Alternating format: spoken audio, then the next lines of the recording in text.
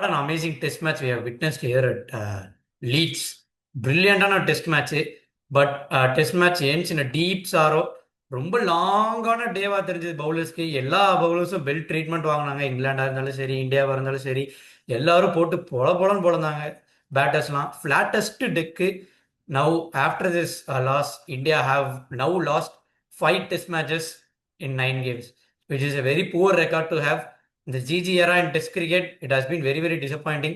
அவர் வந்ததுலேருந்து நிறைய மேட்சஸ் வந்து தோக்குறாங்க, நிறைய மேட்சஸ் ட்ரால போய் முடியுது. இந்த வின் பர்சன்டேஜ் ரொம்ப கம்மியாக இருக்குது. என்ன ஆச்சு, ஏன் அப்படிங்கிறது இந்த இந்த ஒரு டெஸ்ட் மேட்ச்சில் பர்டிகுலராக ஏன் லூஸ் பண்ணாங்கிறத ஒரு டீப் இன்சைட்டாக இந்த ஒரு வீடியோவை பார்க்கலாம். ஸோ வீடியோ பார்க்குறதுக்கு முன்னாடி மறக்காம சப்ஸ்கிரைப் பண்ணிக்கோங்க. நான் நவ் லெட்ஸ் கெட்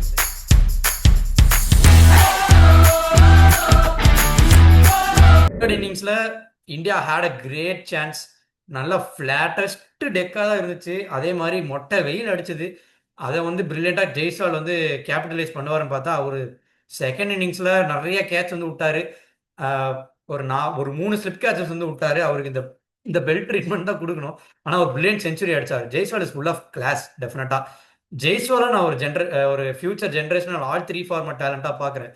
எப்படி இங்கிலாண்டை பென் டக்கெட்டாக பார்க்குறாங்களோ நம்ம ஜெய்ஸ்வால் வந்து இந்தியனாக பார்க்கணும். இந்தியாவுக்கு 3 ஃபார்மட் பிளேயராக வந்து நான் பார்த்தாகணும். ஏன்னா அந்த அளவுக்கு ஸ்கில் செட் அந்த ஏஜ் ஆஃப் 21 பிரில்லியண்டாக வந்து வச்சிருக்காரு. எஸ், அந்த கட்டாக இருக்கட்டும், அவரோட cover drive has a unique. ஜெய்ஸ்வாலோட கவர் டிரைவ் பிரில்லியண்டாக இருக்கு. கேஎல் ராகுல் நியூ பாலை பிரில்லியண்டாக நெகேட் பண்ணி ஆடுறாருயா. இது பிரின்ஸ் ஹூ நெவர் பிகேம் கிங்னு வேற சொல்றாங்க. ஆவரேஜ் 30 வச்சிருக்காரு. ஆனால் இருந்தாலுமே அவர் ஆடுறது நீங்கள் எடுத்து பாருங்க. நியூ பால் அதிக பால்ஸ் இவர் தான் ஃபேஸ் பண்ணுவார். ஏன்னா நீட்டாக ஒரு நியூ பாலை இன்டூ த பாடி வந்து ஆடுறாரு. அப்படி இன்டூ த பாடி ஆடினீங்கன்னா யூ ஹேவ் இந்த நிக் ஆகிறதுக்கான சான்சஸ் வந்து ரொம்ப ரொம்ப கம்மியாக இருக்கும். அது மட்டும் இல்லாமல் நீங்கள் வந்து எந்த பால் உள்ளே வருது, எந்த பால் வெளியே போகுது அப்படிங்கிறது ஈஸியாக உங்களால் கணிக்க முடியும். அதுதான் கேஎல் ராகுலோட பிரில்லியன்ட் ஸ்பெஷாலிட்டி நான் பார்க்குறேன். 1 to 20 ஓவர்ஸில் ஒரு நியூ பாலை செமி நியூ பாலாக மாற்றுறது வந்து அந்த கேப்பபிலிட்டி நியூ பாலை பிளே அவுட் பண்ணுறது கேஎல் ராகுல் தவிர வேறு யார்ட்டையும் கிடையாது. எவ்வளோ பொசிஷன் வேணாலும் ஸ்வாப் பண்ணுங்க, கேஎல் ராகுல் ஒரு கம்ப்ளீட் டீம் மேன். எந்த பொசிஷனாக இருந்தாலும் ஹி வில் எக்ஸல். அண்ட் இந்த டெஸ்ட் மேட்ச்சில் ஒரு பிரில்லியண்டாக தேர்ட் இன்னிங்ஸில் செஞ்சுரி அடித்தார். நியூ பாலை நெகேட் பண்ணுற எபிலிட்டி பிரில்லியண்டாக வச்சிருக்காரு. அது மட்டும் இல்லாமல் Rishabh Pant, I am very very happy for him. ஒரு லீன் பேட்ச்க்கு அப்புறம் வராரு ஐபிஎல். அது மட்டும் இல்லாமல் ஒரு பிஜிடியுமே நினச்ச அளவுக்கு போகலை, கொஞ்சம் ஃப்ளாப் தான் ஆனார் பிஜிடிலையுமே. ஆனால் இருந்தாலுமே இந்த கிரிக்கெட்டில் ஒரு பிராண்ட் அம்பாசடராக ஆகிறதுக்கான எல்லா கேப்பபிலிட்டியும் இருக்குது. டெஃபினட்டாக ஒரு crowd entertainer. Now let's talk about England crowd. ஒவ்வொரு சிங்கிளுக்குமா இருந்தாலும் சரி, ஒவ்வொரு 50க்காக இருந்தாலும் சரி, ஒவ்வொரு பவுண்டரிக்காக இருந்தாலும் சரி, ஒவ்வொரு 6க்காக இருந்தாலும் சரி, கும்பலாக நின்று கை தட்டு அந்த ட்ரம்பட் வந்து வாசிக்கிறாங்க. இதெல்லாம் வந்து எந்த ஒரு க்ரௌட்லையுமே நான் வந்து பார்த்ததே கிடையாது. இங்கிலாந்து தான் one of the best crowds ever to watch a test cricket. Test cricket England சாகிறதுக்கு முன்னாடி எனக்கு ஒரே ஒரு ஆசை தான் இருக்குது, இங்கிலாந்தில் போய் ஒரு டெஸ்ட் கிரிக்கெட் பார்த்துட்டு, அது மட்டும் இல்லாமல் அந்த அந்த மக்களோட மக்களாக சேர்ந்து அந்த வைப் எப்படி இருக்குன்னு நான் இது பண்ணிட்டு எக்ஸ்பீரியன்ஸ் பண்ணிட்டு தான் நான் சாகணும். அதான் என் கடைசி ஆசையாக இருக்கும். ரிஷப் பண்ட் வந்து ஒரு பிரில்லியன்ட் க்ரௌட் என்டர்டெய்னர் ஆகிட்டாருங்க. மெயினாக அந்த பேடல் ஸ்வீப் ஒன்று ஆறாரு பாருங்க, அந்த ஷாட்டு. அது மட்டும் இல்லாமல் டெஸ்ட் கிரிக்கெட்டில் நீங்கள் ரொம்ப டிஃபெண்ட் பண்ணி ஆடினாலுமே நீங்கள் வந்து ரொம்ப ஷெல்லுக்குள்ளே போய் மாட்டி அவுட் ஆகிறதுக்கான கேப்பபிலிட்டி இருக்காது, உங்களுக்கு ரன்ஸ் வராது. தேர்ட் இன்னிங்ஸில் பார்த்தீங்கன்னா பால் கொஞ்சம் இனிஷியலி ரொம்ப கொஞ்சம் ஸ்விங் ஆச்சு. அது மட்டும் இல்லாமல் கிராக்ஸ் கொஞ்சம் இருந்துச்சு. அந்த கிராக்ஸில் பட்டு பட்டு பட்டு பட்டு உள்ளே வந்தது, வெளியே போச்சு. கேஎல் ராகுல் இனிஷியலி நிறைய ப்ளோ வாங்கினார், கொஞ்சம் கையில் வாங்கினாரு. அது மட்டும் இல்லாமல் ஏகப்பட்ட பால் அவருக்கு எக்ஸ்ட்ரா பவுன்ஸ் ஆனதையுமே நம்ம பார்த்தோம். அப்போ வந்து ரிஷப் பண்ட் உள்ளே வந்தார். குரூஷியல் டைம் கில் அப்போ அவுட் ஆயிருந்தார். கில் ஃபர்ஸ்ட் இன்னிங்ஸில் ஒரு கிளாசிக் செஞ்சுரி அடிச்சதுக்கப்புறம் செகண்ட் இன்னிங்ஸில் வழக்கம் போல் கொஞ்சம் ஓவர் காசாக இருந்துச்சு. கில் கொஞ்சம் வேலையை காமிச்சிட்டாரு. கில் அவுட் ஆன உடனே நம்ம 91 for 2 அப்படின்ற மாதிரி ஒரு சுச்சுவேஷன் இருந்துச்சு. சாய் சுதர்ஷனுமே வந்து ஒரு ஓகேஷ் ஒரு டெபியூ மாதிரி தான் இருந்துச்சு. First we have to improve much of his leg side game. Off side game நல்லா இருக்கு, லெக் சைட் கேம் மட்டும் கொஞ்சம் இம்ப்ரூவ் பண்ணணும். அண்ட் டிரைவ்ஸ் போறதுக்கு கொஞ்சம் தடுமாறுறாரு. ஆனால் கவர் டிரைவ்ஸ் வந்து கொஞ்சம் ஆடணும், அது மட்டும் கொஞ்சம் தப்பு பண்றாரு. கொஞ்சம் தில்லுக்கு துடுன்னு ஆடலாம் Sai Kishore. Yes, I mean Sai Sudharsan. Yes, first match டெஃபினட்டாக அடுத்த மேட்ச் பேக்கான பேக்கிங் கிடைக்கும். ஷோயூர் கொஞ்சமாக அவரோட ஸ்கில்ஸ் வந்து காமிச்சாரு. பட் இன்னும் ஃபியூச்சர் ப்ராஸ்பெக்டாக சாயை வந்து க்ரூம் பண்ணலாம். 91 for 2 அப்படின்ற சுச்சுவேஷன் இருந்துச்சு. அங்கேருந்து ரிஷப் பண்ணிட்டு வந்தார். வந்தவுடனே ஒரு 3-4 ஓவர்ஸ் ரன்ஸே வரலை. அதுக்கப்புறம் வரும் ரெண்டாவது பாலே வந்து இறங்கி போய் ஓக்ஸுக்கு நேராக ஒரு அடி விட்டார். அதான் க்ரௌட் என்டர்டெய்னர்னா கண்டிப்பாக ரிஷப் பண்ணிட்டான். டெஸ்ட் கிரிக்கெட்டாக இருந்தாலும் சரி, T20 இருந்தாலும் சரி, ஓடியா இருந்தாலும் சரி, attack is the best form of defence. எந்த மாதிரி கேம் ஸ்டைலாகவே இருக்கட்டும், attack is the best form of defence. அது ரிஷப் பண்ட் வந்து கிளீனாக வந்து நீ ப்ரூவ் பண்ணி காமிச்சிட்டாரு. அண்ட் யா, ரிஷப் பண்ட் முடியும் போது அவுட் ஆகும்போது 330 இருந்துச்சு. Karun Nair has been a very very big disappointment. அந்த ஸ்டாட்ஸ் பார்த்து அந்த 303க்கு அப்புறம் பெருசாக வந்து அடிக்கவே இல்லை. 330க்கு அப்புறம் நிறையா double digit, single digit, 20, 15, 10, 5, 3. I don't know what has happen to England Lions கூட நல்லா பிரில்லியண்டாக ஆடினாரு. So maybe next match Karun pick பண்ண மாட்டாங்க. I feel Dhruv Jurel should get an opportunity ahead of Karun Nair இந்த நெக்ஸ்ட் கேம். அதுவும் நீங்கள் பாருங்க, இந்தியாவோட ப்ராப்ளம் நான் இதான் சொல்கிறேன். நீங்கள் ஆஸ்திரேலியா எடுத்து பார்த்தீங்கன்னா ஹேசல்வுட், ஸ்டார்க்கு, கமின்ஸு, இந்த மாதிரி போலாண்ட், டெய்லண்டர்ஸ் நல்ல பேட்டிங் எபிலிட்டி நல்லா இருக்கு. ஒரு 50 பால் 60 பால் நிற்க முடியும். Starc has a 15 WTC final. ஸ்டார்க்கோட பேட்டிங் ஆவரேஜ் நீங்கள் எடுத்து பாருங்க 25 பக்கம் இருக்கும்.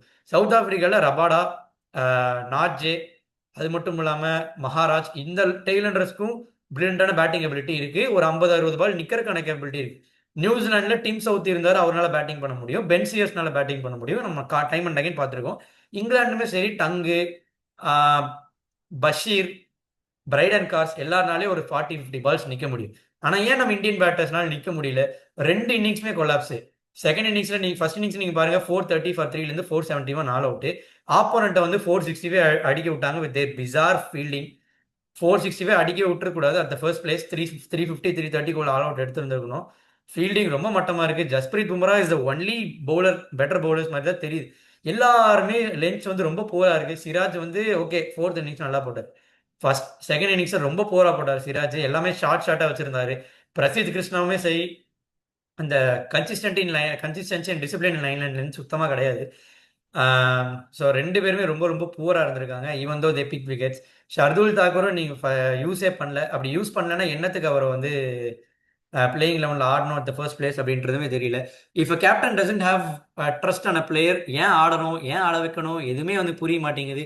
நீங்கள் கிராஜுவலி பும்ராவோட ஸ்டாட்ஸ் நீங்கள் எடுத்து பாருங்கள், 60% 70% மேலே வச்சுருந்தாரு. மற்றவங்களாம் ஷார்ட்டாக வச்சுருந்தாங்க. Very poor polling. ஜடேஜா கொஞ்சம் டிசிப்ளின்டாக போட்டார். மற்ற எல்லாருமே ரொம்ப ரொம்ப புவராக போட்டாங்க. அதான் நீங்கள் coming back to India's batting, அந்த டெய்லண்டர்ஸ் பும்ராவாக இருக்கட்டும், சிராஜாக இருக்கட்டும், பிரசித்தாக இருக்கட்டும். பிரசித்தெல்லாம் I am very very angry too. Jadeja ஒரு எண்டில் பிரில்லியண்டாக தேர்ட் இன்னிங்ஸில் ஆடிட்டு இருக்கிறப்போ, பிரசித் கிருஷ்ணா வந்து ஹாரி புரூக்ஸ் லெஜ் பண்ணதுக்காக சுற்றி அவுட் ஆனார். அங்கே ஆப்போசிட்டில் ஜடேஜான்னு ஒருத்தர் 2 இன்னிங்ஸுமே பாவம் தனியாக நின்று இருந்தார். தனியாக ரன் ஸ்கோர் பண்ணியிருந்தாரு. ஃபர்ஸ்ட் இன்னிங்ஸில் ஒரு 2 பிரில்லியன் பவுண்டரி அடிச்சார். செகண்ட் இன்னிங்ஸில் ஒரு 6 ஒரு 2 பிரில்லியன் பவுண்டரி அடிச்சார். You need to respect the batter on the other hand. நீங்கள் வந்து ஹீரோ ஆகணும்னு பார்க்கக்கூடாது. இதுதான் எனக்கு வந்து புரியவே இல்லை. Indian tailenders definitely need to have learn batting.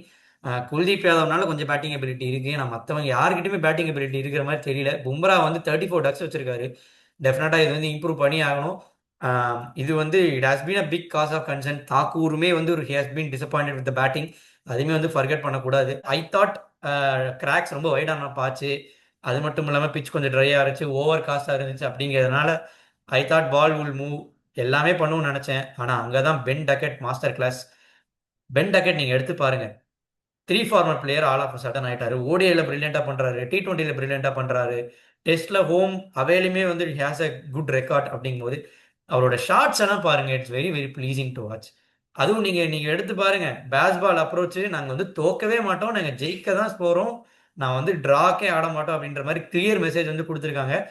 Deep in to the crease போயிட்டு கட் ஆடுறாரு பிரில்லியண்டா. அது மட்டும் இல்லாமல் ஸ்ட்ரெயிட்ல ஆடுறாரு. ஃபிளிக்கு பிரில்லியண்டா வச்சிருக்காரு பென் டக்கெட். அதுவும் attack is the best form of defence. நீங்க பென் டக்கெட் கிட்ட தான் கத்துக்கணும். On the other hand Jack Crawley எதுவுமே ட்ரை பண்ணல. நான் சிங்கிள் ஆடி கொடுக்குறேன், நான் வந்து என்ன சொல்றது, நான் வந்து சாலிடா ஒரு எண்ட்ல நான் நின்று கொடுக்குறேன், நீ வந்து அஷூரன்ஸ் கொடுக்குறாரு. இன்னொரு பக்கம் பென் டக்கெட் போட்டு பிரின்னு பிரிக்கிறாரு அந்த பவுலர்ஸ். டெஃபினெட்லி யாருக்குமே க்ளூ இல்லை பும்ரா தவிர. பும்ராமே ஃபோர்த் இன்னிங்ஸில் ஓரளவுக்கு டீசெண்டாக தான் போட்டார். மற்ற எல்லாருமே பாருங்க, சிராஜ் ஃபோர்த் இன்னிங்ஸில் நல்லா போட்டார். பிரசித் கிருஷ்ணாவாக இருக்கட்டும், இந்த லைன் அண்ட் லென்த்தில் ப்ராப்பர் டிசிப்ளினே வந்து கிடையாது. Thakur okay, he was lucky, ஒரு 2 விக்கெட் குவிக்காக எடுத்து கேம்குள்ளே கொண்டு வந்தாரா. இருந்தாலுமே சரி, he was very very lucky. அடுத்த மேட்ச் நிதிஷ்குமார் ரெட்டி ஆட வைக்கணும். If captain doesn't trust Thakur, ஏன் இந்த ஃபர்ஸ்ட் பிளேஸ் ஆட வைக்கணும்ன்றதா தெரியல. And on the other hand okay, அங்கேயே 200 ஃபார் 2 மழை வந்தது, கேம் அங்கேயே முடிஞ்சு போச்சு. ஐ பிரேட் ஃபார் ரெயின் டு கம், ஆனால் ரெயின் வந்து ஸ்டாப் ஆச்சு. கேம் அங்கேயே முடிஞ்சு போச்சு. Let's be very honest. அங்கே குவிக் 2 விக்கெட்ஸ் பிரசித் கிருஷ்ணா எடுத்தாரு. அதுக்கப்புறம் ஜோ ரூட் ப்ரூவ் பண்ணார், சம்டைம்ஸ் பேஸ் பால்ல எனக்கு தேவையில்லை, நான் என் நேச்சுரல் கேம், என் பேர் ஜோசப் எட்வர்ட் ரூட், நான் இவ்வளோ வருஷமா ரன்ஸ் அடிச்சது காரணம் பாஸ் பால் அப்படிங்கிற ஒரு தியரினால கிடையாது. It's because of my classical approach. It is because of my understanding of test கிரிக்கெட்ன்றது கிளீனாக காமிச்சிருக்காரு. இருக்கட்டும், ஸ்ட்ரைட் டைவாக இருக்கட்டும், எந்த ஒரு அனார்த்தடாக்ஸ் ஷாட்ஸும் ட்ரை பண்ணல. ஓகே, 130 ரன்ஸ் இருக்கு, ப்ரெஷர் லைட்டாக கிரியேட் பண்ணுறாங்க, நான் என்னோட நேச்சுரல் கேம் ஆடுறேன். நான் வந்து இந்த ரிவர்ஸ் ஸ்வீப், இந்த பேடல் ஸ்கூப் இதெல்லாம் நான் ஆடவே மாட்டேன். நான் என் நேச்சுரல் லென்ஸ், நேச்சுரல் கேம் வந்து ஆட போறேன் அப்படின்றத காமிச்சாரு. Sometimes Bazball is not enough basic common sense and your natural game proves you. அது மட்டும் இல்லாமல் ஜேமி அண்ட் யா, ரெண்டு டீமே நீங்கள் எடுத்து பாருங்க, no one had the discipline இந்த line and length. Next match Archer வந்துருவார் அந்த இங்கிலாந்து, அதெல்லாம் ஒரு different part of story. Chris Woakes ரொம்ப நம்பினாங்க, அவர்கிட்ட பேஸ் இல்லை, பேஸ் ரொம்ப குறைஞ்சு போச்சு. பிரைடன் காஷ் அந்த தேர்ட் இன்னிங்ஸ் நல்லா போட்டாரு. நீங்க எடுத்து பாருங்க, மற்ற யாருக்கிட்டையுமே டிசிப்ளின் கிடையாது. அதுவும் ஷோயப் பஷீர்லாம் வந்து ஃபுல்லர் லென்ஸாகவே வைக்கிறாரு, ரிஷப் பண்ட் வந்து அட்டாக் பண்றாரு. இதே தான் ஸ்டோரி. இந்தியாவில் நீங்கள் எடுத்து பாருங்க, பும்ராவை நீங்கள் எடுத்து பார்த்தீங்க, ஒரு எண்ட்ல நீங்கள் வச்சு பாருங்க, மற்றவங்களாம் யார்கிட்டயும் டிசிப்ளின் கிடையாது லைன் அண்ட் லென்ஸ்ல. ரொம்ப ரொம்ப பூரா இருந்திருக்காங்க. So it has been very bad day for the bowlers on this test match. Bowlers வந்து ரொம்ப டிசப்பாயிண்டிங்காக இருந்திருக்காங்க இந்த டெஸ்ட் கிரிக்கெட்ல. ஐ ஃபீல் இந்த ஜோஷ் டங் அப்படின்ற ஒரு பவுலர் வந்து கொஞ்சம் ஓரளவுக்கு டீசெண்டாகவே போட்டிருக்காரு. வித் ரெண்டு மேட்ச்மே 4 விக்கெட்ஸ் வந்து எடுத்திருக்காரு. ஓகே, அதெல்லாம் ஓகே தான். ஆனால் எல்லாமே பர்ஃபெக்டான லைன்ல லென்த் வந்து வச்சிருந்தாரு ஜோஸ்டன். அண்ட் பெஞ்சமின் ஆண்ட்ரூ ஸ்டோக்ஸ் பேட்டிங்லேயும் கான்ட்ரிபியூட் பண்ண முடியும், பவுலிங்லேயுமே வந்து he has become a best bowler in this England team அப்படின்னா பார்த்துக்கோங்க. 140 போடுறாரு, பெட்டர் ஃபிட்னஸ் வச்சிருக்காரு, ஆல்கஹால் இதெல்லாம் வந்து குவிட் பண்ணோடனே he has been a great bowler. As a fitness வந்து பயங்கரமாக இம்ப்ரூவ் பண்ணியிருக்காரு. லைன் அண்ட் லென்ஸ் அவர் ரிலீஸ் பாயிண்ட் எடுத்து பாருங்க. டெஸ்ட் கிரிக்கெட்ல இந்த ஸ்கிராம்பிள் சீம் இதெல்லாம் எதுவுமே தேவை கிடையாது. ஒரு ப்ராப்பர் ரிலீஸ் பாயிண்ட் உங்களுக்கு இருக்கா, அந்த குட் லென்த்ல உங்களால ஒரு 6 பால் கண்டினியூஸா அடிக்க முடியுமா, அதுதான் நீங்க பார்க்கணும். 135 பேஸ் போடுறாரு, அந்த 4 மீட்டர் 6 மீட்டர் லைன்ல அடிக்கிறாரு. அதுதான் பெஞ்சமின் ஆண்ட்ரூ ஸ்டோக்ஸ். அதுதான் ஒரு ஆல்ரவுண்டருக்கு அழகு. ஓவராலாக இந்த டெஸ்ட் மேட்ச் இங்கே எடுத்து பாருங்க, இந்தியாவுக்கு நெகட்டிவ்ஸ் நிறைய இருக்கு. டெய்லண்டர் பேட்டிங் வந்து இம்ப்ரூவ் பண்ணி ஆகணும். அது ஒரு கிரேவியார்டாக இருக்கு. எல்லா மேட்சுமே உங்களால் டாப் ஆர்டர் வந்து காப்பாற்றி நிற்க முடியாது. அஸ்வின் ரிட்டையர்மெண்ட்க்கு அப்புறம் they haven't found a proper bowling all rounder. அதுதான் வந்து ஒரு ப்ராப்ளம். பவுலிங் பும்ராவை சப்போர்ட் பண்ற மாதிரி யாருமே இல்லை. We need a swing bowler. ஒரு proper release point, pace 135 okay, ஒரு ப்ராப்பர் ரிலீஸ் பாயிண்ட் இருக்கிற மாதிரி ஒரு ஸ்விங் பவுலர் வேணும். போத் தி எண்ட் ஸ்விங் பண்ற மாதிரி ஒரு பவுலர் வேணும். ஹர்ஷ்தீப் சிங் மாதிரி ஒரு பவுலர் வெளியே உட்காந்துருக்காரு, அதான் எனக்கு புரியவே இல்லை. ஸோ ஹர்ஷ்தீப் சிங்கை உள்ளாட வைக்கிறது it will be better option ahead of Prasidh Krishna. And maybe நான் தாக்கூருக்கு பதிலாக I will play Nitish Kumar Reddy. நிறைய பேர் சொல்லலாம் இந்த மாதிரி இது வந்து ஒரு நெகட்டிவ் மைண்ட் செட் அப்படின்ற மாதிரிலாம் சொல்லலாம். இது நெகட்டிவ் மைண்ட் செட்லாம் கிடையாது. இது வந்து இது வந்து it's just an extra cushion at the end. Nitish Kumar ரெட்டியுமே IPL ஓரளவுக்கு டீசெண்டாக போட்டிருக்காரு இந்த ஐபிஎல்ல. பேஸ்மே வந்து 135 போட முடியும் அப்படிங்கிறனால I will take him at the first place. Trust the main 3 bowlers. Harshdeep Singh will pick wickets, கவுண்டேல் நல்லா பர்ஃபார்ம் பண்ணியிருக்காரு, அவரை ஸ்ட்ரைட்டாகவே எடுத்து ஆட வைங்க. இங்கிலாந்துலேயே அந்த other hand they will get even stronger. Gus Atkinson வராரு, ஆர்ச்சர் வில் ரீப்ளேஸ் ஓக்ஸ். அவங்க பவுலிங் லைனப் ரொம்ப லீத்தலாக இருக்க போகுது. So England will be a hard team to beat, especially இந்த ஹோம். இந்தியன் பவுலர்ஸ்க்கு it will be long tour அப்படின்ற மாதிரி தான் எனக்கு தோணுது. பும்ரா வேற 3 மேட்ச் ஆட போறாரு, அவர் வேற தனியா ஒரு அரசன், காடுக்கு ஒரு அரசன். மற்றவங்கலாம் வந்து சிப்பாய் மாதிரி தான் போட்டுக்கிறாங்க. பும்ரா 3 மேட்ச் ஆடுவார் அப்படிங்கிறது it will B a very very tough ask. India டெஃபினட்டா அந்த ஃபீல்டிங் வந்து இம்ப்ரூவ் பண்ணி ஆகணும். ஃபீல்டிங் கோச் வந்து இந்த பெல்ட் ட்ரீட்மெண்ட் கொடுத்தே ஆகணும், இல்லைன்னா வந்து வேஸ்ட் தான். So yeah, there is a lot more to improve. GGRA has disappointed us. Test கிரிக்கெட்ல ரொம்ப ரொம்ப புவரா இருந்திருக்கு GGRA. his strategies everything is very very poor. அந்த லோயர் ஆர்டர் குஷன் இம்ப்ரூவ் பண்ணும். அது மட்டும் இல்லாமல் பர்ஃபெக்ட் பிளேயிங் லெவனை செலக்ட் பண்ணும். அன்சுல் காம்போஜ் இதுக்கு தான் ஸ்டே பண்ணியிருந்திருக்கணும். அந்த சீம் பொசிஷன் அவர்கிட்ட தான் பெட்டராக இருந்திருக்கு. ஷமிக்கு ஒரு ரீப்ளேஸ்மெண்ட்டா I agree it's too early, but ஷமிக்கு ரீப்ளேஸ்மெண்ட் அன்சுல் காம்போஜை பார்க்கலாம். பட் ஏன் அதை பார்க்க மாட்டாங்கன்னு தெரியல. கில்லோட கேப்டன்சி பற்றி பேசலாம்னு நினைக்கிறேன். கில்லோட கேப்டன்சி ரொம்ப ரொம்ப போரா இருந்திருக்கு. அது எஸ்பெஷலி நான் நிறைய நோட் பண்ணேன். 68 ரன் அடிக்கும் போது டிஃபென்சிவ் ஃபீல்ட் சைட் வச்சிருக்காரு. அட்டாக் பண்ணி விக்கெட்ஸ் எடுத்தால் மட்டும்தான் உங்களால் வந்து கேம்குள்ளே வர முடியும் அப்படிங்கிறனால ஒரு டிஃபென்சிவ் ஃபீல்ட் செட் வச்சது ஒரு பெரிய கொஸ்டின் மார்க். அது மட்டும் இல்லாமல் பாயிண்ட்ல ஒரு கேட்ச் விட்டாங்க, பாயிண்ட் ஃபீல்டர் எடுத்து பின்னாடி வைக்கிறாரு. அதுவும் ஸ்லிப்பெல்லாம் நீங்கள் எடுத்து பாருங்க, பாதி நேரத்தில் ஸ்லிப்பை காணோம், பாதி நேரத்தில் ஸ்லிப்பை வந்து தள்ளி வைக்கிறாங்க. இது வந்து புரியவே இல்லை. ஸ்லிப் பொசிஷன் ப்ராப்பராக பிளேஸ் பண்ண தெரியுமா தெரியாதா? அது மட்டும் இல்லாமல் ஒரு அட்டாக்கிங் ஃபீல்ட் செட் வைக்க தெரியுமா தெரியாதா? விராட் கோலி மாதிரி ஒரு அக்ரெசிவ் கேப்டன் நம்மளுக்கு டெஃபினட்டாக வந்து தேவை இன் டெஸ்ட் கிரிக்கெட். ஏன்னா கோலி, நீங்கள் டெஸ்ட் கிரிக்கெட்டில் எவ்வளோ மோசமாக மேட்ச் பண்ணாலுமே சரி, அந்த ஒரு அக்ரெசிவ் மைண்ட் செட் இருக்கும். அந்த bowlers will be under heavy influence if Virat Kohli comes in to Test cricket. அவர் ஒரு கேரக்டர், ஒரு ரெவல்யூஷனரி மாதிரி தெரிஞ்சிருக்காரு. கில் வந்து has to go, has to find his pathway of Virat Kohli. So அவரோட பாத்வே வந்து ஃபாலோ பண்ணி ஆகணும். அக்ரெசிவ் மைண்ட் செட்டாக இருக்கட்டும், எந்த சுச்சுவேஷனில் இருந்தாலும் பரவாயில்ல, நான் ஒரு அட்டாக் ஃபீல் செட் வைக்கணுங்கிற மைண்ட் செட் போகணும். Okay, it's too early, first game தான். There is still lot to improve. Hopefully Gill improves இந்த அப்கமிங் டெஸ்ட் மேட்ச். ஓகே, அடுத்த ஒரு வீடியோவில் சந்திப்போம். Bye by.